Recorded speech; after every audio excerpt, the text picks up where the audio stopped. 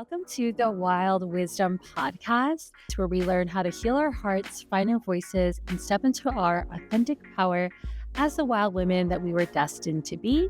I'm your host, Jessica Love. Settle into whichever way you like to listen to the Wild Wisdom Podcast, and let's get started.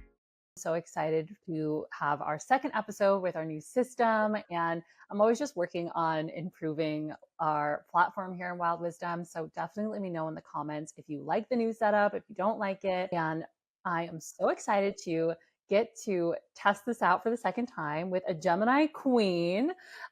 Please welcome Janine James. She is a love witch, a professional psychic, and she's also occult educated. She is active in both the polyamorous and queer communities, and that's very important for today's conversation around polyamory. So I just wanted to welcome Janine to our conversation. Welcome.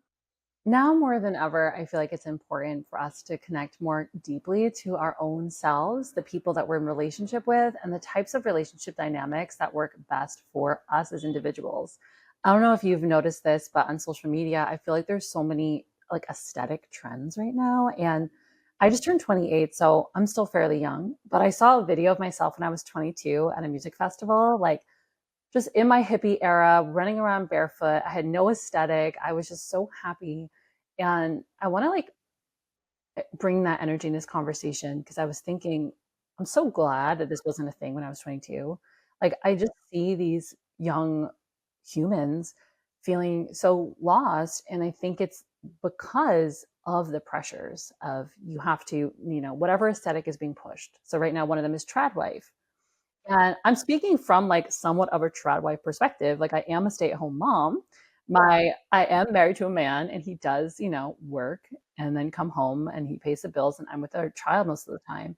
But I wouldn't say, I'm not in like a button-up dress every day baking sourdough, and so I want to bring that into the perspective and do share, like, I guess technically I am a trad wife, but there's something to be said about individuality and different styles of relationships and honoring and holding all of them. And so I'm so excited, Janine, that you're here with us today. And before we talk about your journey into polyamory, I'd love for you to just share with listeners what actually is polyamory? What are some of the basic principles? Because there's a lot of stuff out there, and I want to hear from a real expert what that is. Okay, so for those of you watching the video, you might notice we did kind of change our setup here a bit. We were having some issues with Riverside, but as Gemini suns, we stay mutable out here. So what are some of like the core principles of polyamory for people who aren't familiar with what that relationship style is? Yes. So polyamory, the word itself actually has Greek roots, poly meaning multiple, amory as in amor as in love. And essentially, polyamorous relationships are a style of non-normative relationship dynamics. Ethical non-monogamy is the umbrella that it falls under. And essentially what it means to be polyamorous is to mean that we have multiple lovers or an individual has multiple relationship dynamics at any given time. So it can range anywhere from 2 to 3 to, gosh, I think I've had at my peak, I was dating 5 people at one time, which was quite busy. And yeah, that's pretty much a rundown of polyamory. The most common relationship structure I feel that is represented in the mainstream is the throuple dynamic, which is honestly one of the most challenging dynamics to be involved in. But, the media loves to portray that that's how all polyamorous people behave and act in the world of non-monogamy. Interesting. So why do you feel like, I think I can think about that myself, but I would think that like 4 partners would be better than like a quadruple, yes, than a quadruple. But why do you feel like that might be challenging for some people? It's challenging just because if you think about it in a triad, there are 3 different relationships going on at any given time. And because it's counterbalanced, oftentimes there might be 2 that, want to go on an ice cream date and one that wants to go to the movies. So oftentimes it's a matter of really just being a master at negotiation and a master of compromise. And oftentimes that can be difficult to find 3 individuals who are able to balance that. So that's one of the main reasons people usually have trouble with it. It's not impossible. It just definitely is something that is a little bit more advanced. Totally. Are there any other like tropes you see of polyamory in the media that you want to speak to, and like any myths that you see floating around you want to debunk? Let's see. Tropes. I would say the throuple one is probably the biggest. There's a show out there called Couple to Throuple, which is like just every polyamorous person I know is just like cringing. I watched it. It's an interesting one. I would definitely say that one of the big stereotypes that I often come across, especially with my clients, is the myth or the idea that if you are in a polyamorous dynamic, someone is not really wanting to be in it, but is doing it to appease their partner. There's also the awful stereotype that if you are in a polyamorous dynamic, it's not a matter of if, it's a matter of when there's a breakup or a divorce because of polyamory. Mm. Yeah. What has your experience been working with your clients around their relationships? Like when they open to polyamory, do you find that they have more longevity in their connections, or do you feel like, yeah, what's the evidence? What have you seen to beat that Yeah. claim? So, I mean, the main thing I say is anytime I tell somebody I'm polyamorous, there's always questions. And one of the big questions I get, or one of the big comments rather, is, oh, I know somebody who did this and it ruined their relationship. That's, question number like 5 or statement number 5 I get. And oftentimes I'll ask like, okay, well, what was it that happened? And 9 times out of 10, the relationship was already very much strained. And as a last resort, the couple decided to open up their relationship. But again, if you have underlying issues, bringing in another person or multiple people isn't necessarily going to fix said issues. If anything, it'll amplify the issues that already exist within the dynamic. So that's one big thing that I often will experience and see. The other that often comes up as well is anything involving, sorry, I just had like a brain fart. Of course I did. Yeah. What was the question again? The other part of the question? Yeah. So like, how have you seen with your clients when they become polyamorous, like what has their experience been within the relationship between them and if they brought somebody with them on that journey, or even with some of the people that they meet and start relationships with? Like, do you find that they actually do have more breakups and divorces and things like that? Or do you find that there's more longevity within the connections? Yes. I would say it's 50-50. I mean, there's definitely like, the side that I mentioned where things are amplified, issues are amplified. And if you add more people into the puzzle, it just makes it a little bit more complex. But on the flip side, if a couple has really good communication or is open to working on bettering their communication, oftentimes I do feel that their relationships become stronger. The relationships that they have with the people that they're bringing in, the new partners become stronger. There's this thing that we call NRE in the polyamorous community, new relationship energy. And it's essentially kind of like the energy that you would get if you had like a new puppy or a child, where you're just happy, life just feels refreshed. It's in technicolor. And one of the beautiful things about polyamory is that'll often kind of seep into existing relationships, just because, with a new relationship, you have that like heart eye, that like rose colored glass mentality. And that seeps back into older relationships, which causes more longevity and more amplified love for all involved. So there is also the sweet, beautiful side of polyamorous as well. It's not just this treacherous, oh, we're breaking up because this person's a homewrecker and I'm going to run off with them. That unfortunately does happen. But on the flip side, again, if good communication is present and having solutions and ways to deal with conflict are present, I find that most relationships continue to be long lasting and beautiful and successful. Yeah, that's beautiful. I feel like the more we come closer to ourselves, the more of that joy and like that giddiness that we feel when we make these choices, like Yeah. relationship dynamic, or some people feel that way too when they have like their first queer love experience. Like I felt I was like, oh, okay. Like I felt so excited and like happy that there's a part of you that gets unlocked where you're like, oh, Absolutely. Absolutely. And the beautiful thing about polyamory too is like different partners will unlock different things within you. So I married my woman, my wife and my woman. My wife is Mexican American, and my other partner is Black, and I'm Black. So me and my other partner, we have that dynamic just because we have that, the fact that we have that shared lived experience as Black people, we're able to share that and relish in that. And that doesn't necessarily mean that my wife can't like support me as a Black woman. However, it's just a very different experience because partner number two has, lived experience as a Black person. So that's one of the other awesome things about polyamory is you can kind of like relish in that. And same with queerness. Like I have a number of clients who are married to straight men. A lot of my clients are women or queers. And my one particular client that I just had a session with, she just got a new girlfriend and, she's in the glory of like, oh my gosh, queerness. Yay. I have this. I can go to, queer events with my partner who's a woman. And, my husband can't do this, but, he's supportive and I can do awesome things with him as well. So it's really nice to unlock different parts of yourself through love, through polyamory as well. Totally. I want to pivot gears a little bit. I have a friend who's polyamorous, and something he said is like, there's some people who say that when you have multiple partners, like everybody can kind of meet everybody's needs in a different way. But his take is you should always be meeting your own needs anyway. And so I wanted to bring that into the space and ask you, what do you think about this conversation around partners meeting your needs and vice versa? That is literally like the crux of everything I do. Is anyone who's ever had a session with me, I am very, very pro. Like the thing I let everyone know outside of my sessions, but also in my sessions, is I'm in 3 relationships. I'm in the relationship with my partner, my wife, and myself. Like I am the third partner. I'm partner number 0, to be honest.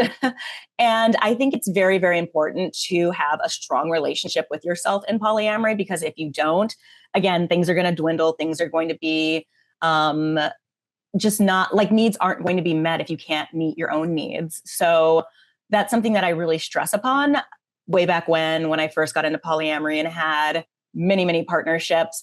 I wasn't leaving time for myself, and it showed in my other relationships because I was expecting them. There was this expectation that they would meet all of my needs, which no one should be meeting 100% of your needs. And that really caused some issues in terms of communication on my end, in terms of setting out boundaries and in terms of setting up time for me to just be alone and, take myself on dates, have some time to myself, think about things, do introspection. So that is definitely something that I always, always strive that others do make sure to prioritize. Like I try to go on at least 1 to 2 dates with myself a month, if not more. Both of my partners travel quite a bit for work, and it's beautiful because like I am very much the type of person, I'm kind of like a little homebody and a hermit in my own way, where I'm just like, okay, have the best time. I'll be right here. It's like the JOMO, the joy of missing out, is very present in my life. And a few years ago it wasn't, but that's definitely something that I think everyone, whether you're monogamous or polyamorous, should strive to bake into their lives. Totally. Yeah. Your cat moon is like, I'm just going to like hang out at home. Yep. Oh my gosh. The cat moon holds it all down.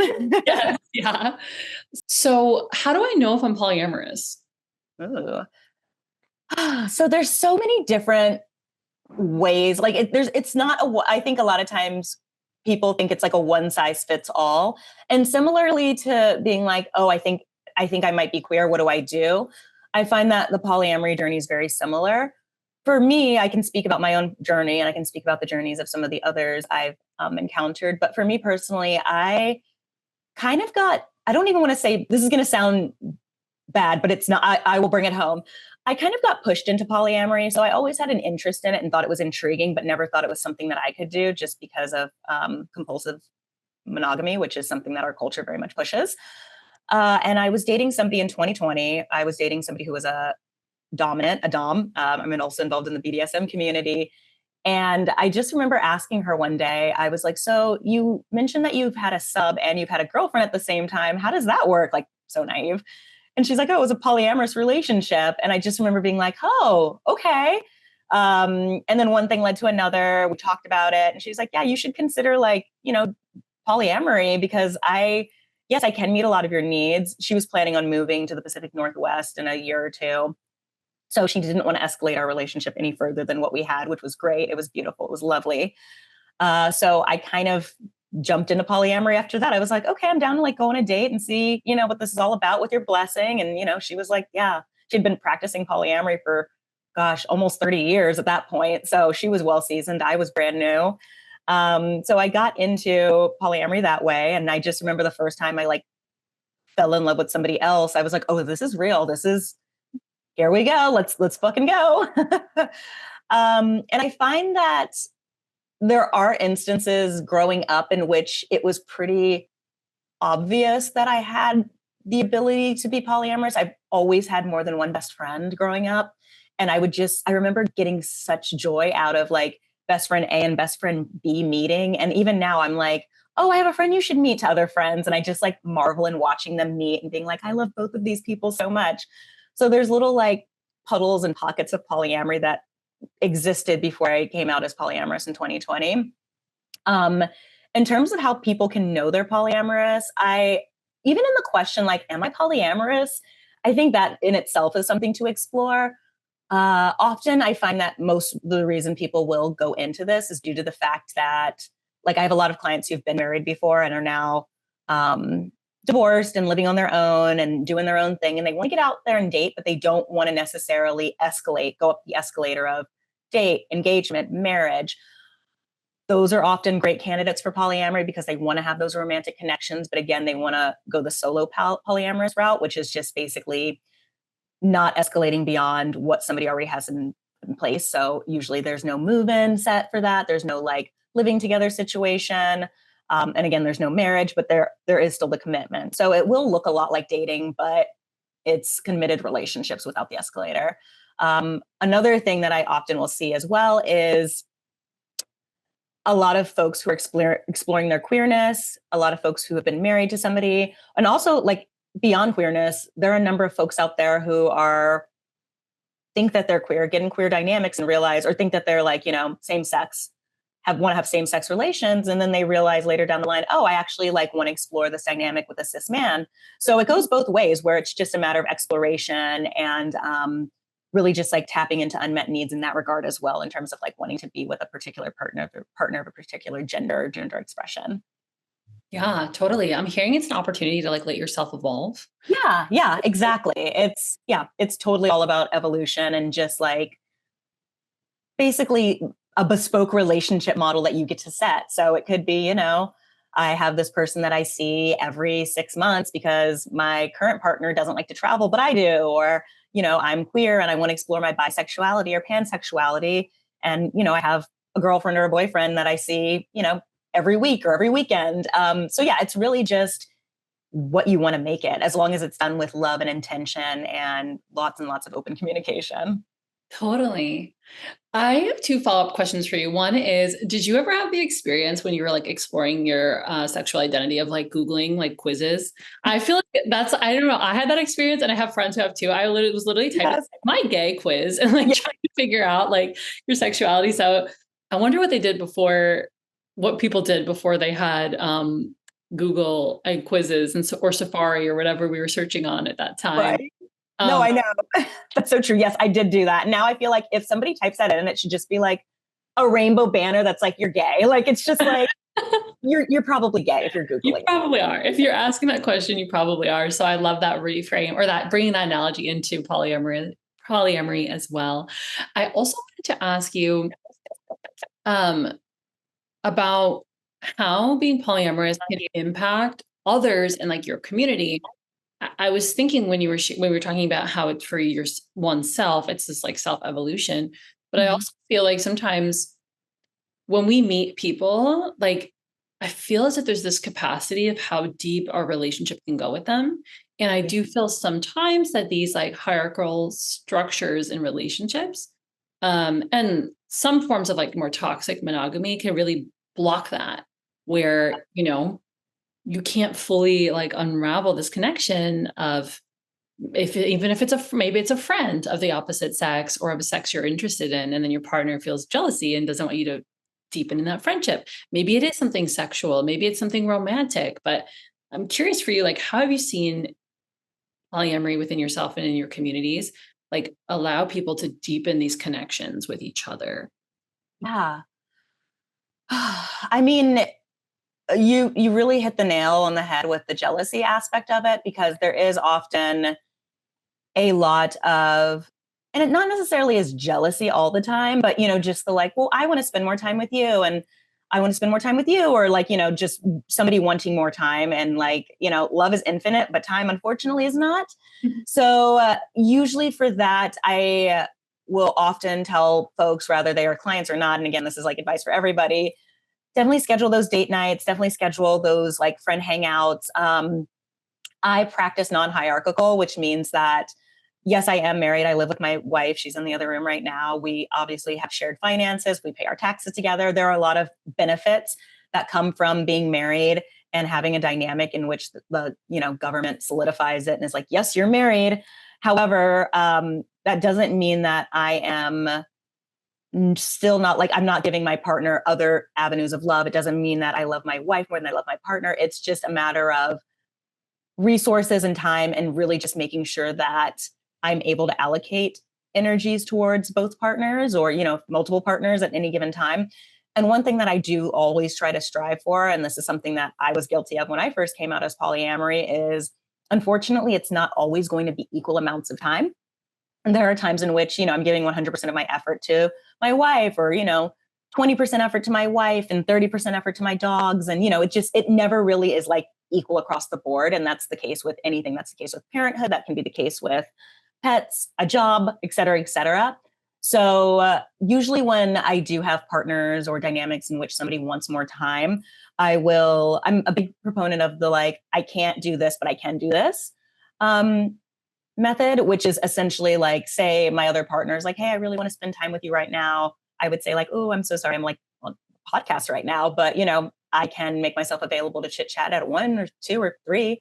So having that negotiation talk is really, really imperative, I think, to having a successful dynamic of any sort. And then in terms of jealousy, I have a pretty open door policy when it comes to jealousy. I always invite both of my partners to kind of express if they're jealous, and vice versa. So if something is bothering me, or if I'm feeling that like little tickle of jealousy that we get, I know mine always kind of like hits my like throat chakra. It just kind of feels like staticky. I'll just straight up like, say like, hey, I'm kind of feeling jealous. And usually I can like untangle why it is that I'm feeling jealous.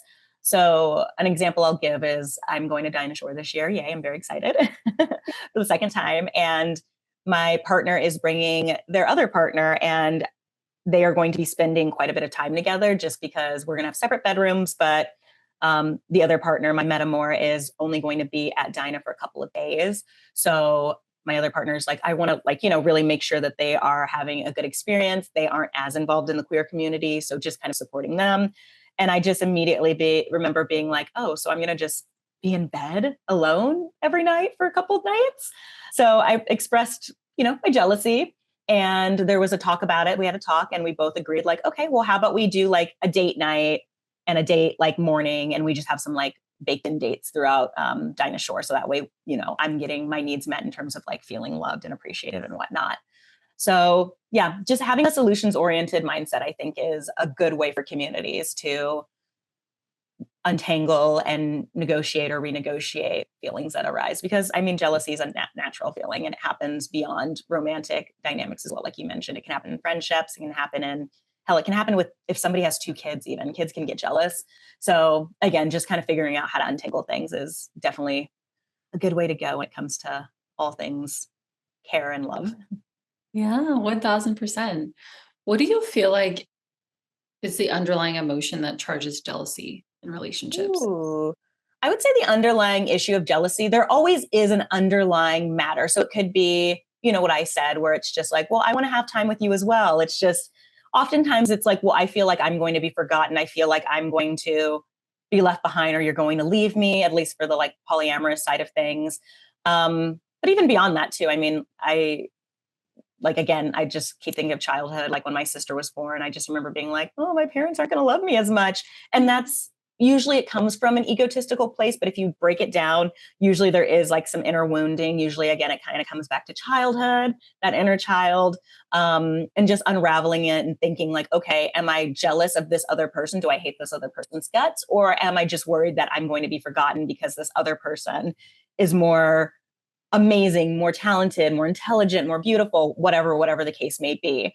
It's more so about just thinking about it, and like really, because anytime I have these thoughts, these limiting beliefs, I'll just sit down and be like, all right, but yes, my partner is with this person who's rad. They're amazing. They're phenomenal in every single way. But my partner is also with me. And obviously I have some of the same traits as this person, or my partner wouldn't be with me. I bring something to the table as well, and it's my own unique flavor. So I think that's a nice way to reframe it. Journaling is also a good way to kind of like break into those feelings of jealousy. But yeah, it's just, that's usually what I like to go about doing if I'm trying to figure out where the crux of my jealousy stems from. Sometimes jealousy can happen if I'm just like cranky and tired, even. Like there have been a number of times where I've had a partner just be like, hey, I'm out. I'm probably not going to come home, or you probably won't hear from me for the rest of the night because I'm going home with, my other partner. And I'll often be like, oh, I'm kind of jealous. And it's just like, okay, why? Because they're not here with me right now. All right, well, what can I do to like, love on myself a little bit? Maybe I'll watch some trash TV and order like DoorDash.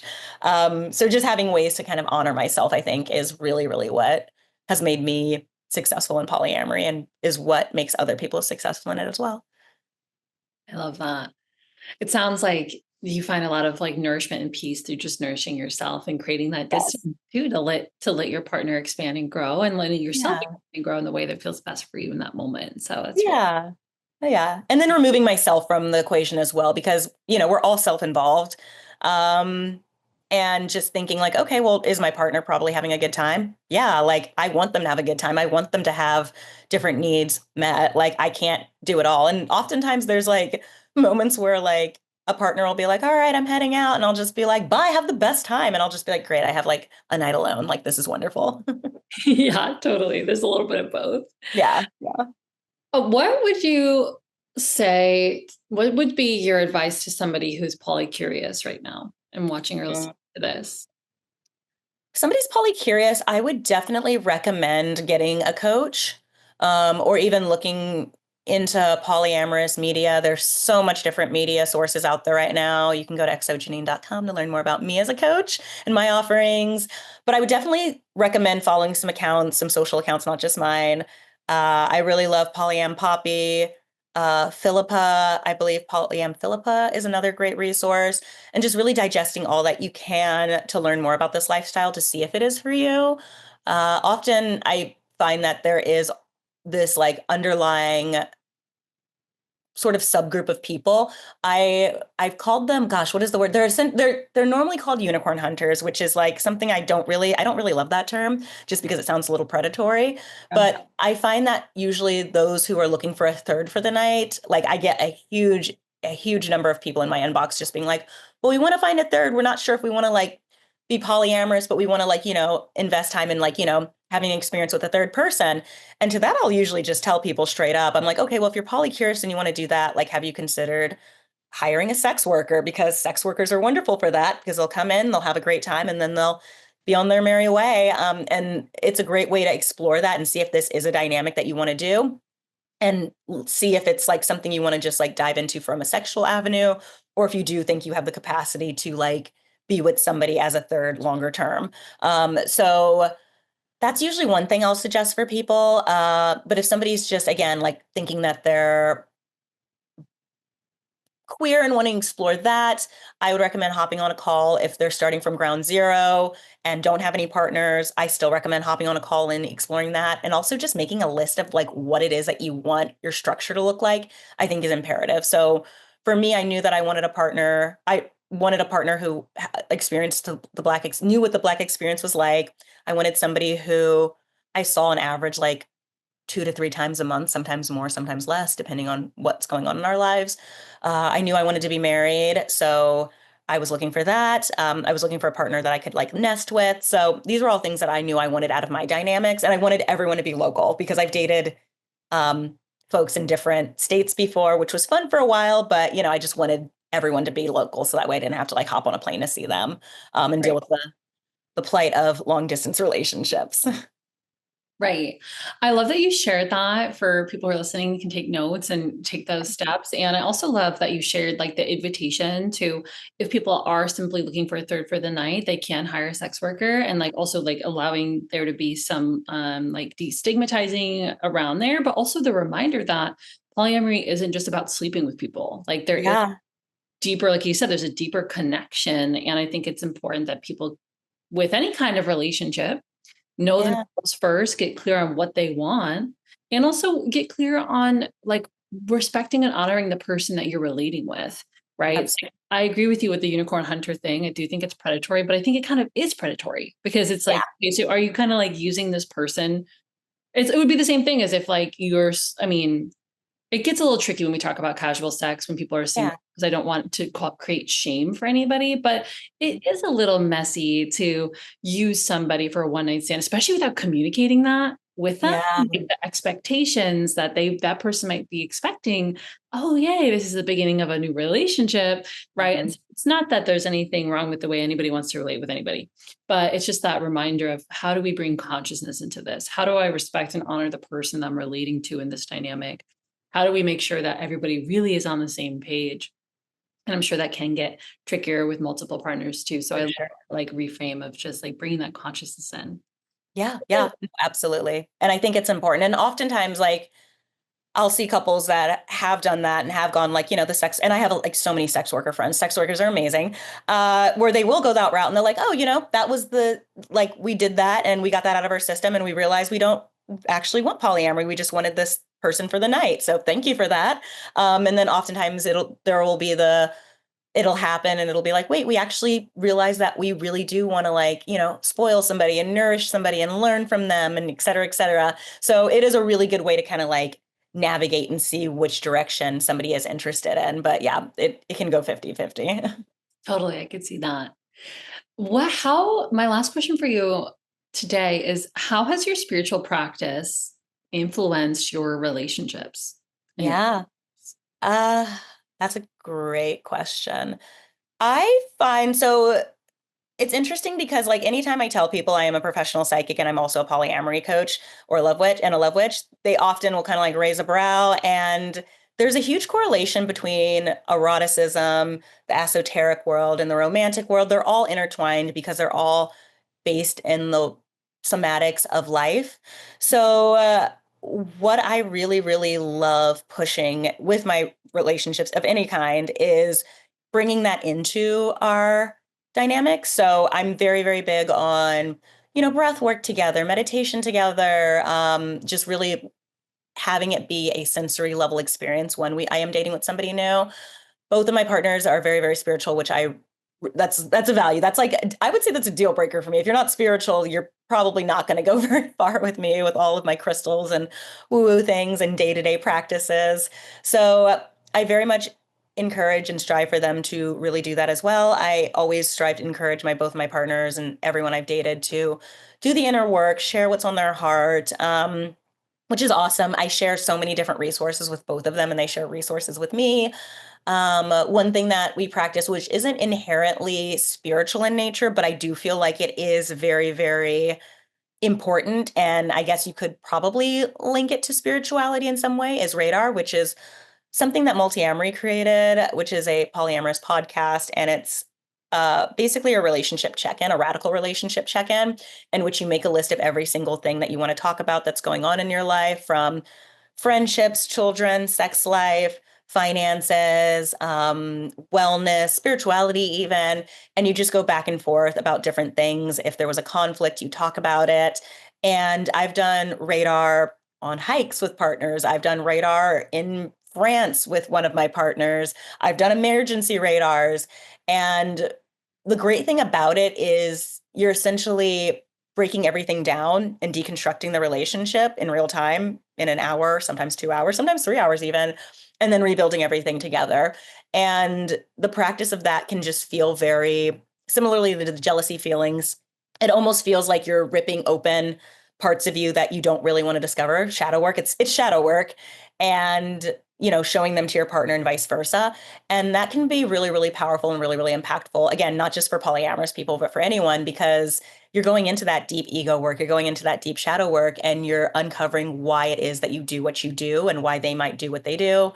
And it's all about really just cultivating something together and making it stronger. It's kind of similar to like, if like a plant gets chopped, it'll grow back, but it'll grow back stronger, and it might split into 2 or 3. And yeah, that's really something that I think should be ingrained in every relationship because of the power it holds, especially if you're in a spiritual mindset or have a spiritual background. Is there anything else that you feel called to share? Um, Let's see. I guess the last thing I can share is I'm going to be launching a new 3-week workshop called Sex Witch, which is all about, it's less about polyamory, but polyamorous folks are more than welcome to join. And it's all about talking about the erotic and the esoteric worlds and how they combined. We have a whole section on BDSM. We have a section on the history of sex magic. And we're going to be talking more about somatics and how to bring that into your erotic experiences. And that's dropping at late June or late July. That sounds so awesome. Is that a live class or is that a recorded? It's going to be live. So every single week, we're going to go live for about 2 hours. And yeah, I believe I tried to cater to the East Coast and the West Coast. So I believe the first 2 sessions are Friday at 5:30 p.m. Pacific Standard Time. And then our last session is going to be on Sunday at 11:30 a.m. Pacific Standard Time. So yeah, the dates are on my website, exojanine.com/sexwitch. All right. Well, thank you so much for your time. We appreciate it and we'll chat soon. Awesome. Chat soon. Thank you. Thank you so much for taking the time to listen to this episode of the Wild Wisdom podcast. Really enjoyed this podcast. Go ahead, like, share, and subscribe to spread this wisdom to other sisters who might need it.